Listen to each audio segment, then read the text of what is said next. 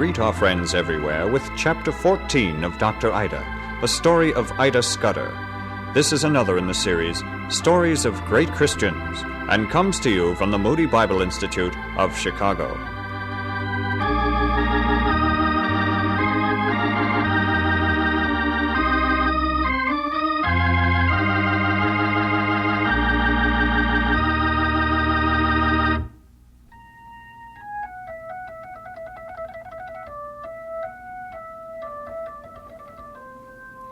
I had been practicing medicine in India for more than a year now, still missing my father's love and presence and help, trying to improve my ability to speak Tamil and to learn more on my own about the many tropical diseases I had to treat and about which I had learned so little in medical school. The new hospital was nearing completion and would open within weeks. That coming event brought me both joy and concern. Joy that a need would soon be met. Concern that I still was making such poor progress in being able to help the women of India, those to whom I had been called and for whom I had come to help. Dr. Ida, wake up! Wake up! There is a gentleman outside. Where? Salome, what is it? A gentleman. He is outside. An emergency. I'm so weary, Salome. I've had a full day in the dispensary. It's so late. He says it is urgent. Tell him to come back. Oh, no, tell him I'll come.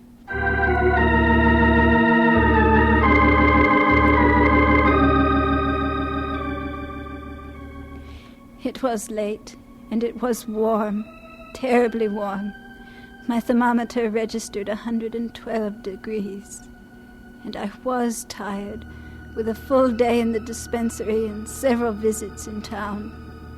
But it was an emergency. The man was well-dressed, well-educated, and a Hindu. I learned later that he was a lawyer. He said his young wife was having difficulty in childbirth. I followed him into town with my cart and pony, no longer aware of the heat or my weariness. I had come to India to help in just such a way. This is she, Dr. Amal. This room, it's suffocating.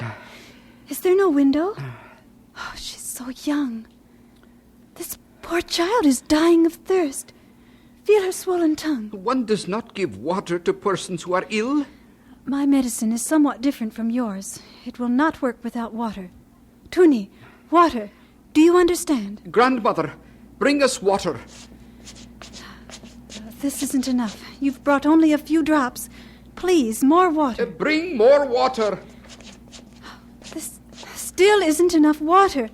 I need a jugful. It is enough water for someone who is sick. Your wife is dying of thirst, Sahib.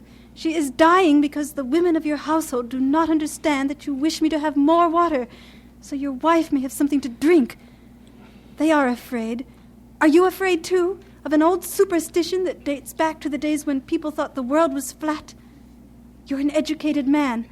Which shall it be, a dead superstition or a dead wife? Bring a pitcher full of water, quickly. The young woman's life was saved, and a child was born. Fortunately for all of us, the child was a boy. If it had been a girl, I could have been blamed. The young mother could have been blamed, or even the child's father, for flaunting tradition the way he had. But the child was a boy, and it had been a good delivery. Word got around, and I was called to assist in other deliveries. Finally, I was getting to do the kind of work with the women of India to which I had received that special threefold call so many years before. Of course, not all the babies could possibly be boys. A girl child was born in a Muslim home. Such a pretty little baby. But hungry, and doing so much better. How are you feeling, little mother? I feel much stronger, Dr. Amal. You have a beautiful daughter. You should be very happy. I am happy, but my family is not. Because she is a girl? Yes. I knew Hindus felt that way, but you are a Muslim. They say she was born on a bad day, that the stars were wrong for her future. Many are superstitious that way, Dr. Ida. Give your relatives a little more time. Your tiny daughter will win their hearts. She has mine.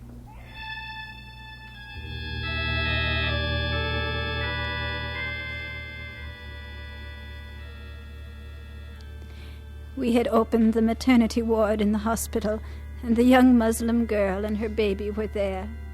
I could not understand how anyone could not love this delicate little being. But a feeling that I could not identify kept gnawing at me and making me uneasy. I was busy at the dispensary one morning and had many patients to see when suddenly I felt compelled to rush to the maternity ward. What are you doing? What are you doing to that child? Let me through. Let me see. No! No, you can't do that! Leave us to ourselves, Dr. Amal. Save my child, Amal! Give me that pillow. There. You would have suffocated the baby with that pillow. She's blue in the face. In another moment, she would have been dead. Will she be all right, Dr. Amal? Only because I got here in time. Get away from the bed, the rest of you. Murderers. That's what you almost were. How could you? That darling baby. Better she were dead, born an unlucky day. It was will of Allah that she die. You can't mean that. You think she should live? That's a foolish question. Of course she should live. You do not want her to die? No, I don't want her to die. It is good. You take her. Take her? You can't mean it. You like the baby. You don't want her to die. Take her. Please, Dr. Amal. They will never let me keep her. They will try to kill her again. I want my baby to live. Please take her. Very well. I will.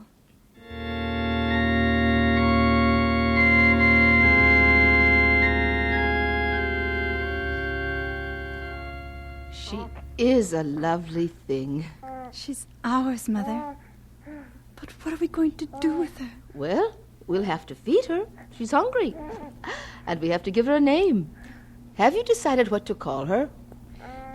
That's your department, I should think. You've named most of the Christian babies within a 50-mile radius. Her family doesn't want her. Her own mother can't keep her. So, in a sense, the hospital is her mother. I think we'll call her Mary Tabor. That's wonderful. That's a superb name for her. What about feeding her? Well, I suggest you find a nursing mother in the hospital for now. I don't think either you or I qualify. Oh, Mother. After she's older, then we'll cope. I'm afraid I'm a bit old to have an infant around, but having raised 6 of you children, I think I'll remember enough to help this child grow big and strong.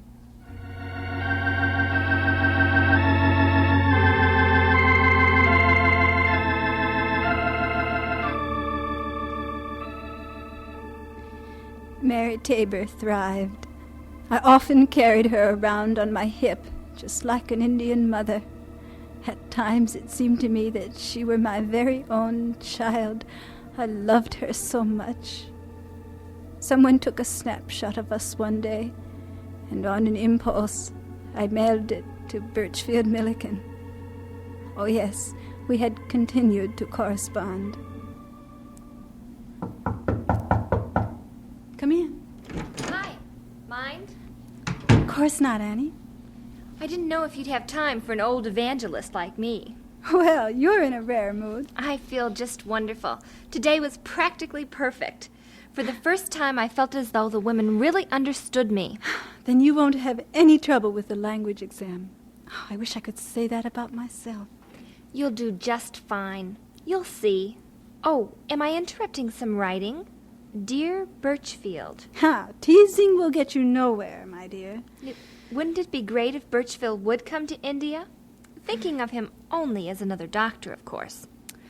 I happen to be working on some reports on the hospital. Oh, Louisa Hart will be here all too soon, and I want to have everything ready for her to look over. Don't tell me you haven't heard. Heard what? I don't like to be the one to tell you, but Louisa Hart won't be coming. She won't be coming. She was taken ill, malaria. Oh, no. She's been granted an emergency furlough. Your Uncle Jard sent a telegram. It was read at lunch. Oh, and I wasn't there. Oh, Annie. I was so much counting on her coming. I need help. I need trained nurses and helpers. Oh, but most of all, we need another doctor.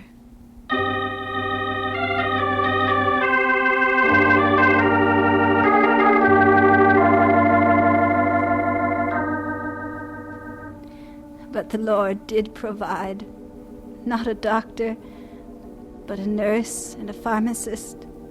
Both were Indian Christian women and most capable. Mrs. Nana Surdram was a trained nurse and quickly adjusted to our needs and standards.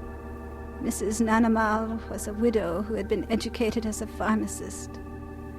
Oh, and I was so happy to learn that she could also double as a midwife. Mary Isaac Henry, the half-blind evangelist who had been working with Annie Hancock, became the hospital matron, and I began to wonder whether Birchfield Milliken, Dr. Birchfield Milliken, might not join our staff too.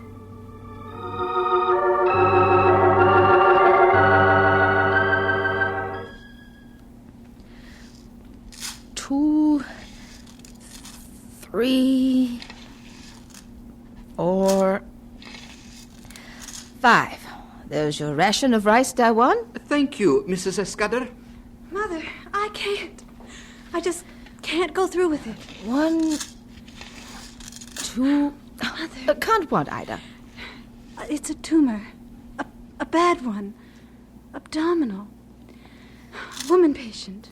3, 4... I should operate. 5. Well, if a woman needs an operation, surely she's come to the right place. Oh, but Mother, you don't understand. This isn't like the minor surgery I've been doing. This is major. Well, suppose it is. I haven't done one for years. Not since I was in school. Oh, if Louisa Hart were here. Or Lou. But they're not. Suppose I do something wrong, and she dies. Suppose she dies because there was no woman doctor who had the gumption to operate on her. You're right. That would be worse than her dying. This came for you just a few moments ago. I was going to have it sent over to the hospital. A cablegram? Is it from Birchfield?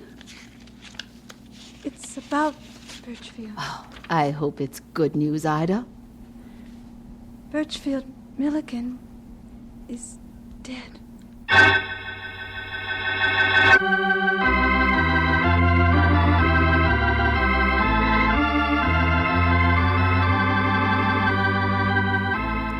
And so we conclude Chapter 14 of Dr. Ida, the story of Ida Scudder. This has been another in the series, Stories of Great Christians, coming to you from the Moody Bible Institute of Chicago.